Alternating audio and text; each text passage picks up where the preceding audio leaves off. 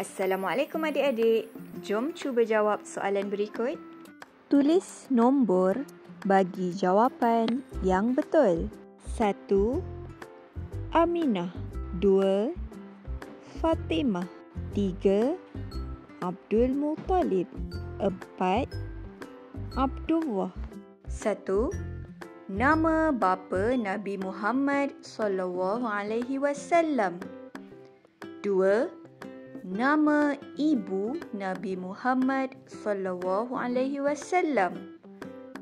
3. Nama datuk Nabi Muhammad SAW.